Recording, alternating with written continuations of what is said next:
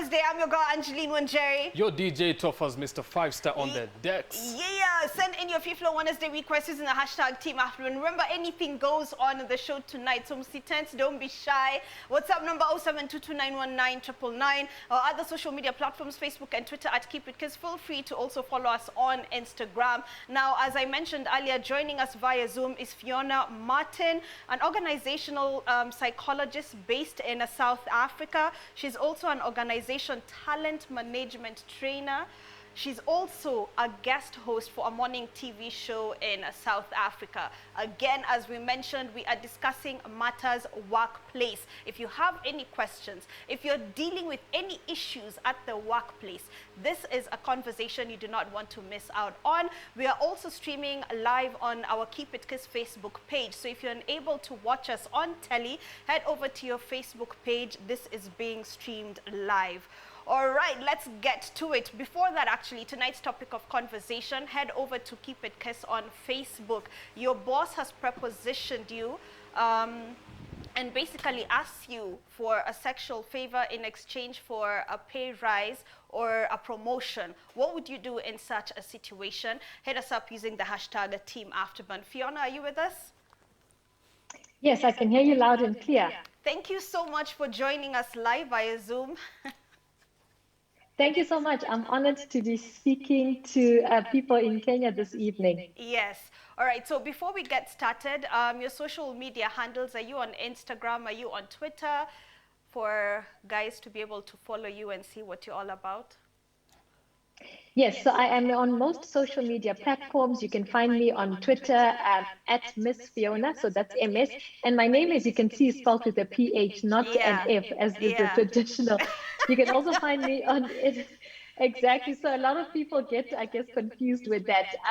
You can also find me on Instagram. But ultimately, if you go to my website, phionamartin.com, you will see all the links to my social media there. Yeah, okay. Right. Team Afterburn, hopefully you get all that. So you've actually been to Kenya. When was this? I think it must have been probably 3 to 4 years ago. It was actually in Limuru, yes, where we were hosting a career conference there for university students. Yeah. So what are some of the things you noticed while here about the work environment here in Kenya? So in that regard, within a previous job that I had, we were actually working with university graduates across the African continent, which means that we had to help and to support. So not only in Kenya, but also, you know, Nigeria, South Africa, Zambia, Malawi. So yeah, it was really across the African continent. And I think what was important to notice is there's very many different cultures, right, within countries, which obviously impact the world of work. You know, our workplaces don't happen in a vacuum. They are very much impacted by what is acceptable culture and behavior. So even as we had to work with the students in the different countries, it was very important to keep that context in mind, because perhaps, you know, something that you would do in your career in South Africa might not work in a Kenyan context or in another African countries, because the economy, the dynamics are very different there. All right, I'm sure one of the things you also picked up on was probably the high unemployment rate here in Kenya.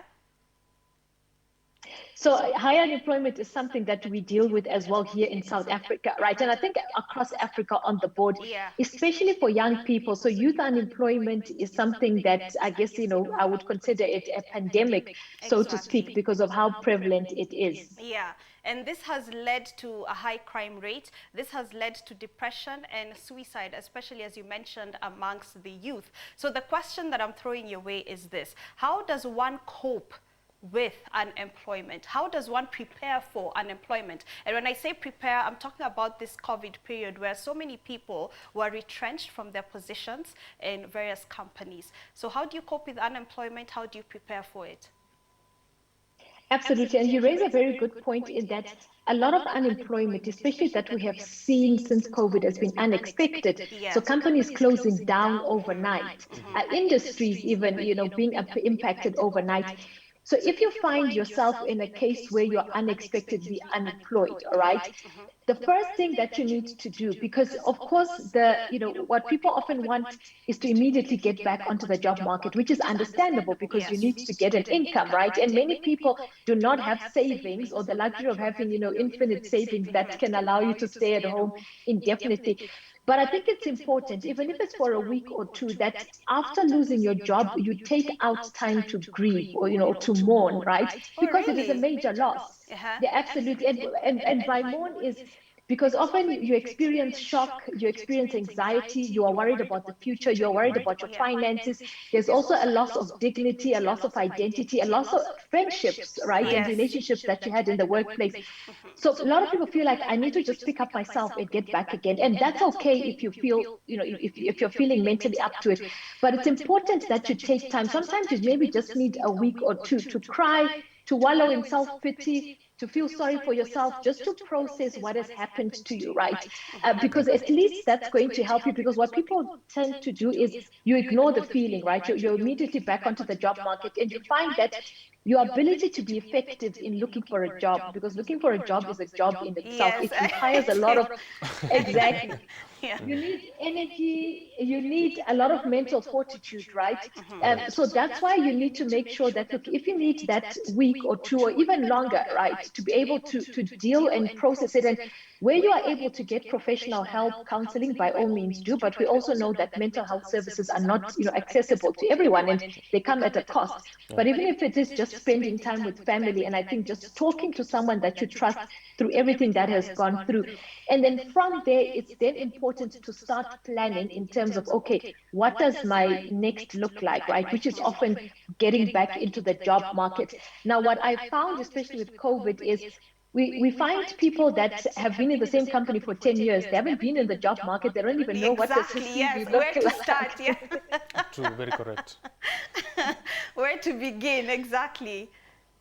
All right. Absolutely right. Yes. All right. So some of the issues that you also talk about, or you offer training about, is toxic work environment. And I like how you stated much earlier on, this is something that is suffered worldwide. Toxic work environment. So what constitutes a toxic work environment, and what are the various ways in which one can handle such a situation? So some indicators that you are working in a toxic work environment is where there's a culture of, there's no teamwork and there's a lot of self-preservation. So everyone is out to get everyone, so to speak. No one wants to collaborate because, it's all about me. What can I do? What can benefit me? And very often at the expense of others, right? You often find as well, there's a lot of harassment, a lot of sometimes verbal and physical, harassment, abuse. Sometimes even sexual harassment, exactly, abuse, swearing, yelling, demeaning behavior towards individuals. You also find that there could be a lot of favoritism. So things don't happen because of merit. So you can work very hard, but decisions are made based on, who you're friends with, if you belong to a particular clique, all the politics that happens. How you look, absolutely. The color of your skin. Absolutely right. Yeah. And then you find there's also a lot of stealing of credit. There's a lot of scapegoating. So always looking for the next person to blame. Sabotaging behavior. So people always trying to sabotage each other in terms of the work. Stigma. So all those things. And look, you find them in every workplace, right, to a certain extent, but where it has become a culture, where it's even become a norm, that, without actually engaging in those, everyone starts to engage in those behaviors. It very often starts at a leadership level, and that's when you find that it permeates and everyone feels that the only way I can succeed here is by adopting those toxic behaviors. And of course, then it has a negative impact on the employees and the organization as a whole. Yeah. So how does an employee deal with a toxic work environment? Do you just up and quit? Or what can one do? Very good question. So the thing, right, and I see this a lot when I work with clients or even just with organizations. So toxic work organizations, it often takes a long time sometimes for you to even realize what is happening. Or in some cases, people think that is normal, right? It's only when you speak to someone outside of the organization or perhaps to a professional that you understand that, no, it's not actually normal for people to be out to get each other, for people to not want to collaborate, right? So in that case, where you've been in it for so long, you don't even know that it's toxic. You think that, well, maybe this is just how things are, right? An important thing to do, and one of the difficulties is if it's the culture of the company, it means you have to change or address it at a company level, which is more difficult. Whereas in some cases, maybe it's just a department that is toxic. Maybe it's a particular manager, right? That way it's easier because you can sort of ring fence the problem and address it there. But where it's an entire company, and especially if it starts at the leadership level, we often find many times that toxic workplaces, unless there is a desire to change and the leaders are actually driving that change, they're very often unsalvageable, such that many people end up leaving because it becomes unbearable. The challenge that we have, in you talking about unemployment, it's not easy to find another job, right? You can sometimes apply for a year, sometimes even longer. So what keeps people in toxic environments is that it's very difficult to move. And sometimes it's where they have addressed it, right? So they've reported it to HR, they've tried to speak to the manager, they've done this, they've done that. So where you often find that, look, I've done everything in my power to be able to address this, and the company or the organization culture is not going to change anytime soon. Sometimes the best thing, especially for your mental health, is then to leave, right? To find another job. Yeah. Well, not, I guess not to dip, yeah. Okay. Depending on your situation, yeah. Okay.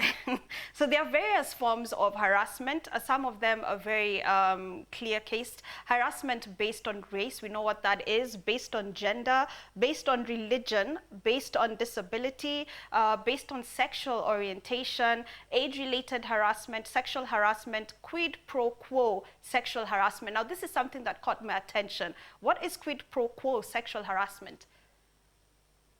Well, I think I guess to the question that you asked your audience earlier, where it is an individual, usually that is in power, asks or requests for you for a sexual favor in exchange for something within the workplace. So it could be in exchange for a job, or it could be in exchange for a promotion, or in exchange for a bigger bonus, whatever it is, right?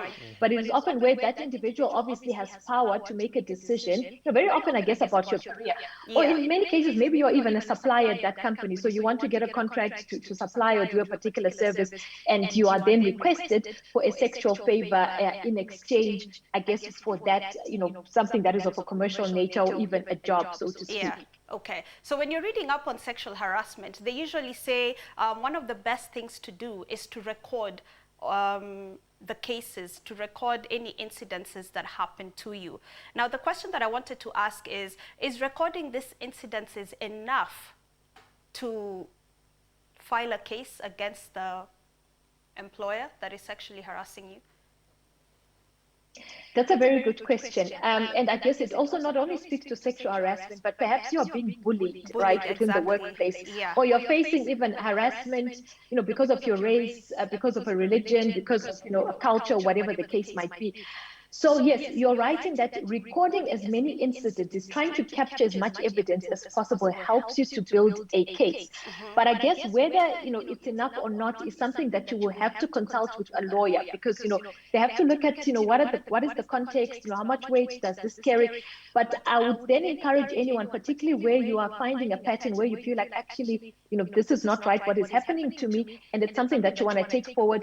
And in fact, even I guess, in that experience, you can then consult a lawyer to say, look, this is my current situation. What can I do to make sure that I can bring forward a strong case? And I think that, of course, based on the legalities, of the different types of evidence that you bring forward, I would then strongly advise to consult someone with a legal background, because then they can let you know in terms of how strong your case is, and potentially what are some of the other things you might need to collect in order to, I guess, prove, the harassment that has occurred to you. Yeah. What does one do if the HR in the organization is not responsive? Because most HR, most HR, what do you call them? Employees? Most HR departments are pro the company and not pro the employees. It's all about protecting the organization and not the employees, you know, and the image of the organization, but not the employees. So what does one do if HR is not responsive to your situation, to your complaint of harassment, bullying? You raise such an important point, and you know, there's this narrative. We even find it, you know, not only I'm sure in Kenya, but also here, that people say, you know, HR is not your friend, you know, HR is not on your side. And in fact, many people will come to me and say, I can't report this to HR because, one, I don't think they're going to deal with it, right? So, you know, in an ideal world, HR should, you know, implement or effect the policies that are there. So if a policy says we do not allow, or it is illegal to sexually harass someone or to bully someone, whatever the case might be, irrespective of who you are, you know, that should be taken forward. And that's in an ideal world how it should happen. But I think one thing, right, and this is, I think, from my perspective and what we also see, HR, you're right that their salaries are paid for by the company, and companies, you know, very often want to protect their reputation.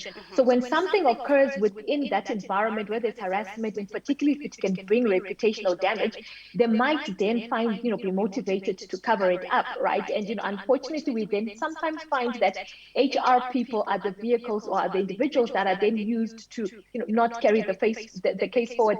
And I think one thing that I want to, I guess, be quite blunt about is, you know, especially where there are power relations. You know, one thing that we know is that policies, right? A policy is a document, you know, that says what is right or what should and shouldn't be done. But policies are not power blind, and the people that implement policies are not power blind. So in some cases, if there is a power issue where the HR person might feel like, hey, this is a career limiting move, right? Look, they shouldn't. Ideally, they should execute their job, whether it's the CEO that's being reported or the lowest, you know, most junior level employee. But I think those are some of the things that we see permeating in that. Look, because of influence, because of power, because of all these politics that happen, you find a case that actually should have been addressed, you know, with immediately, particularly to send the right message, is then not. And then you're right, and what ends up happening is people end up mistrusting HR because they see people getting away with things, you know, depending on who you are, who's on your side, who protects you. So they end up saying, well, why should I report to HR? Because I've seen a similar case, and in fact, nothing happened. You know, the person is still working here, still doing the same, perpetuating the same behavior. So that's the unfortunate part. And I think something that HR people, we need to reflect on in terms of where do our loyalties lie, especially where there are those power relations. There are also another reason I feel many women especially fear reporting incidences of sexual harassment is most organizations are very patriarchal.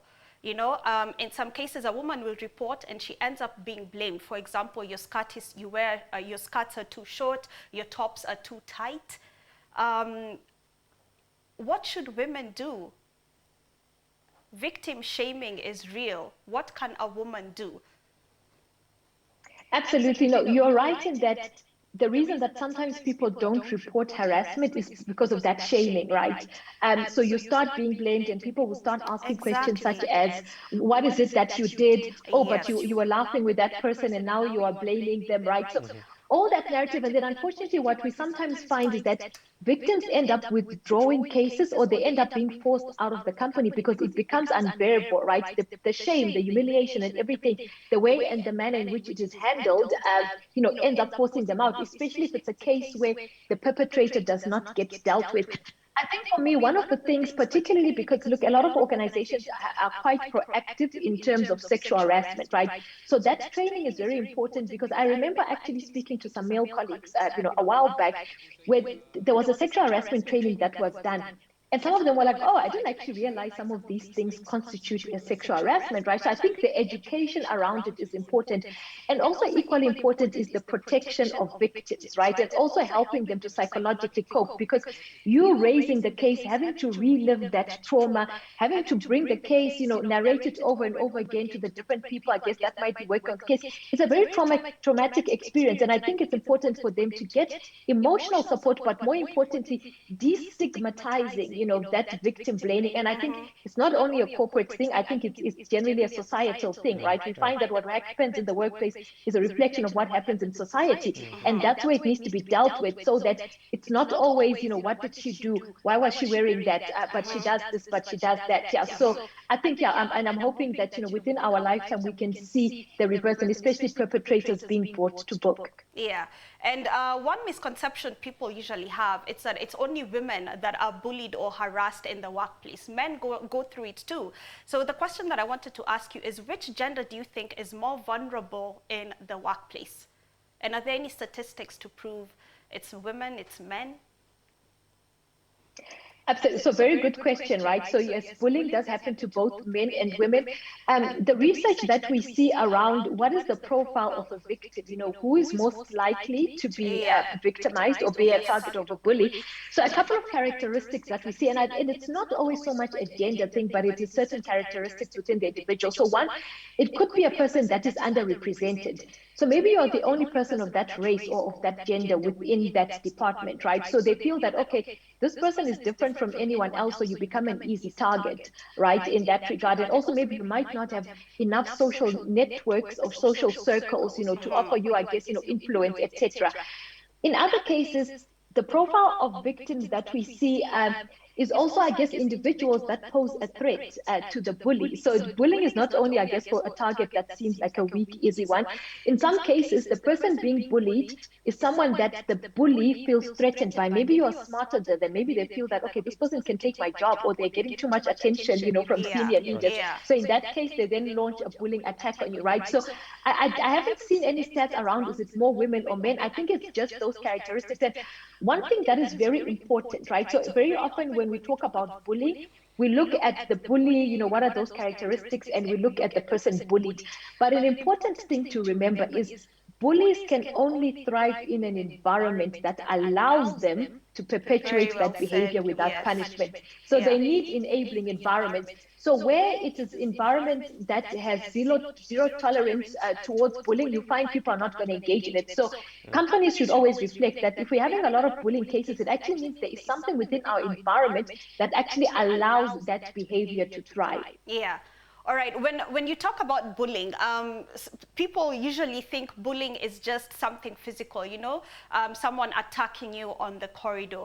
What are the various examples of bullying in the workplace? Can it be, I'm guessing, someone yelling obscenities at you? What else? Someone pushing you, nudging you?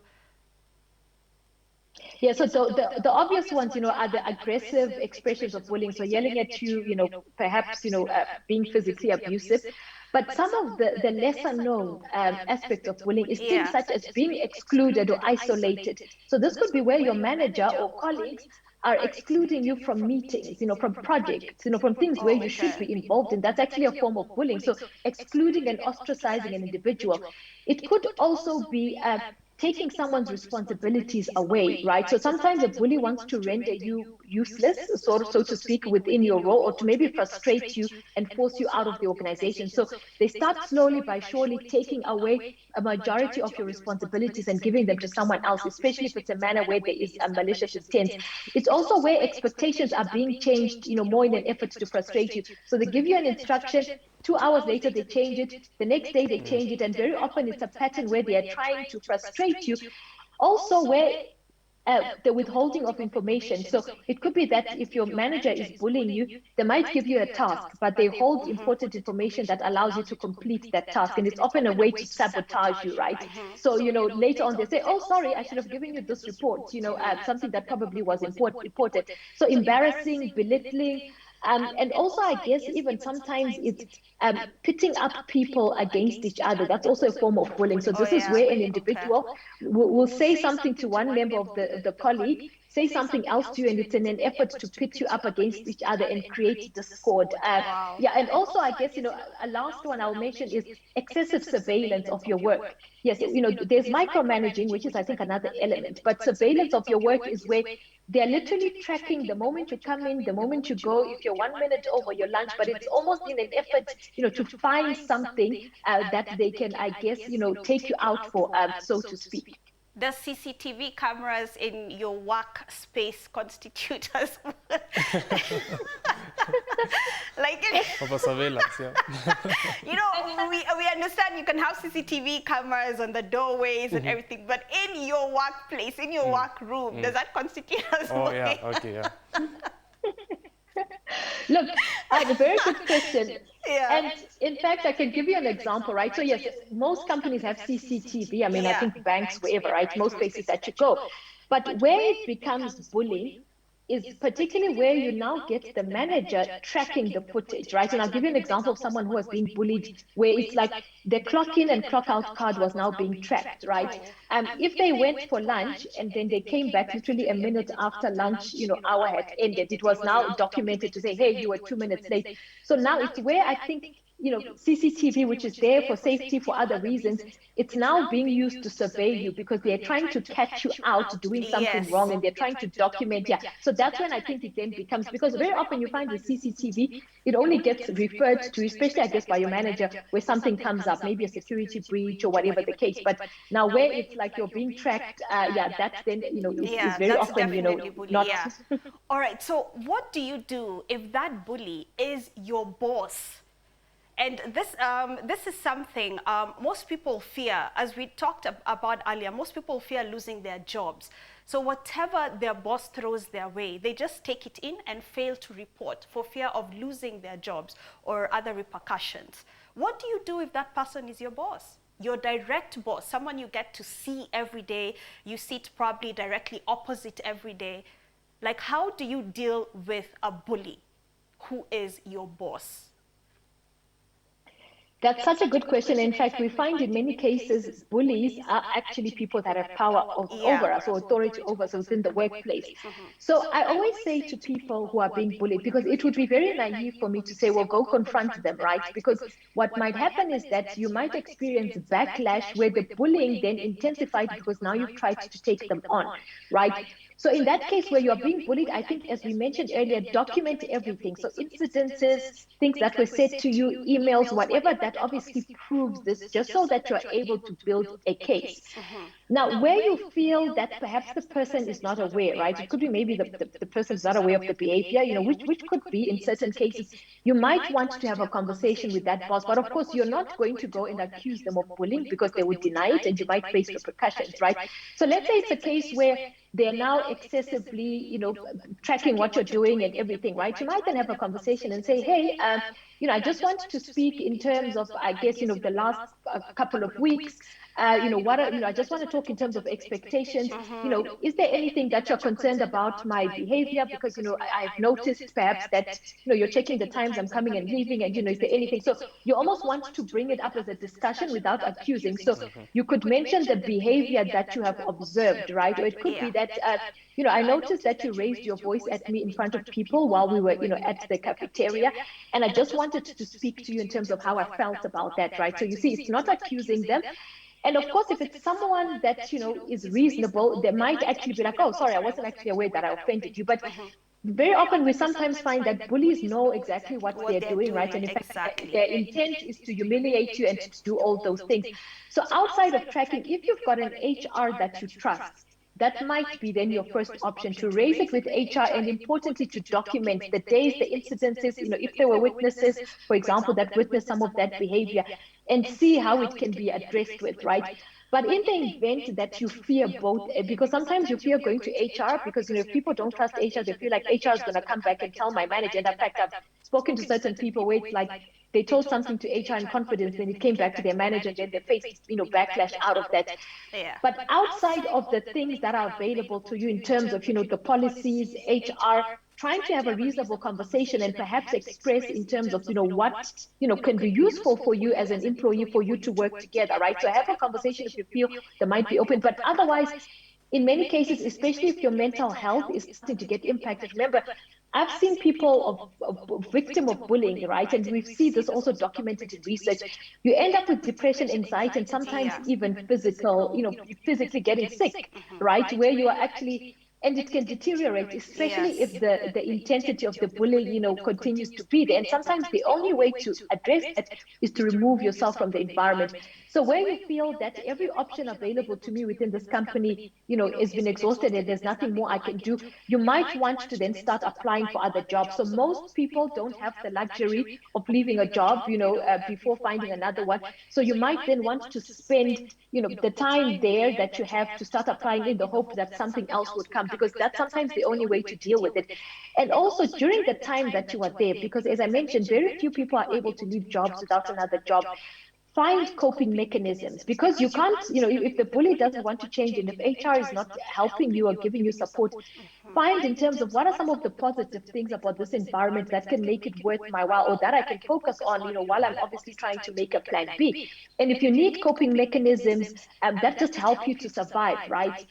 That's also then useful, because I think the most important thing is, how do I make sure that I don't get further into depression while I'm here? How do I find mechanisms to work around this boss while I'm waiting for my plan B to come together? And that could be just looking for optimism, sometimes just finding an individual in the workplace that you can speak to, or someone, just finding something to look forward to, so that over and above all the bad experiences that you have, you at least find pockets of optimism within that work environment, just to sort of help you to focus on something else while you are looking for another job. Yeah.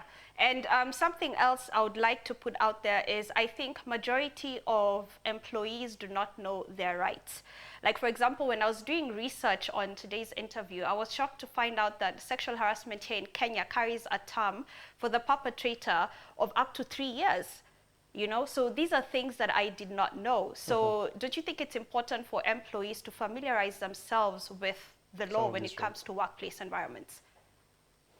You're absolutely right. I very often find in many cases that employees will only know about a policy once it affects them. Yes. So only when I start getting bullied or getting sexually harassed do I now want to go and see, is there a policy? What exactly is the process of even reporting this person? So it's important for companies, right, and especially in the spirit of creating healthy workplaces, and also for HR to be proactive. You don't only need to know about bullying once you get bullied, right? Or you only know about sexual harassment once it happens to you. If people have ongoing information about the various tools that are available to them, one, the company sends a message that we've got zero tolerance towards these behaviors. That's why we've got policies, right, where we are going to deal decisively. And I think then in instances where those situations arise, companies need to act decisively to actually send a message that actually we're not going to allow people, to basically exhibit these behaviors and get away with it. So I think that proactiveness is important. So when people are brought on board, even I guess if it's old employees, right? So regularly, whether it's on a yearly basis or whatever frequency, when a policy is updated or when a policy is introduced, it's important then that you kind of do like a company-wide campaign so that people know their rights, right? To say, if this ever happens, great. If it doesn't, that people are aware, because you have to be proactive about it. Don't only wait until it's a crisis, for the individual to actually know what is or isn't their rights. Yeah. All right, this has been so enlightening. I've learned so much. DJ Choppers, you've been so quiet. I hope you've digested. Yeah. Actually, I had a question that I wanted to ask. How do you deal with such a situation whereby you're being overloaded with work, and the office is calling you during days that you're not supposed to be working, off days and weekends and whatnot, that you're now that's your free time? How do you deal with such a situation? Yep, that is such a common thing, and I think something that many employees deal with, right? And what we have found, especially with companies retrenching, companies tightening budgets, right? People get retrenched, and then no one is replaced, which means that someone else in that company has to take on the job. So people are doing 2 to 3 people's jobs, right? Because companies just can't afford, or whatever the case, to hire more people. Now, the important thing is about creating boundaries. But of course, to our point earlier, you telling your boss that it's my day off or it's the evening. Of course, we know that if it's a boss that doesn't respect boundaries, you might then come across as, well, you're not willing, you're not, what you call it, committed to the job, right? Because we can't get hold of you in the evenings, etc.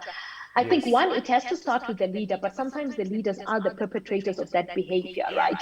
So if it's something that the company is not driving at an organizational level to say, hey, we value wellness, and in us valuing wellness, this is what we want to endorse. And it's very powerful when it comes from the most senior leaders to say, look, on weekends, let's give people off. If someone's leave days, don't call them, right? Let them have an out of office, make a plan B. But I guess if it's a case where, that's in an ideal world, if it's a case where that's not the situation, you might want to then have a conversation with your boss. And, as I mentioned earlier, it's a tactful conversation because you don't want to come across as, well, I don't want to do work, I don't want to be overloaded, because unfortunately it shouldn't, but, it's seen as though you're not committed, and, everyone works hard here. Maybe the boss himself or herself even works, all sorts of hours.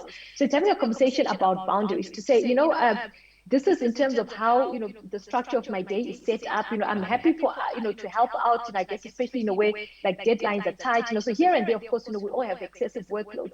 But if it's something that is impacting you, you might then want to have a conversation. And of course, you're not saying I don't want to do work. You might say, hey, how can we maybe ensure that during the work day, we're able to, I guess, address and deal with everything, right? And you can even say to them, it's important for me in the after hours, to spend time with my family or to rest, because that's how I replenish my energy and make sure that I'm energized, to be able. So make it as if, it's beneficial for both of you. But in that way, you can actually even try and find what is the alternative, right? Because you don't want to seem like, okay, I just don't want to do the work. Yeah. What exactly is the alternative? So in that way, it could be ways of work, right? And especially maybe if it's the whole department that is experiencing it. So if you're comfortable, if you've got a boss that you feel is willing to listen to feedback in a respectful manner, you can then mention to say, how can we problem solve this, right? So you might not have the answer, maybe you might, but you're at least showing that, hey, it's not really working out, for us to be, always on and available 24/7. But actually, we realize that the work needs to be done. So what can we actually do to make sure that, one,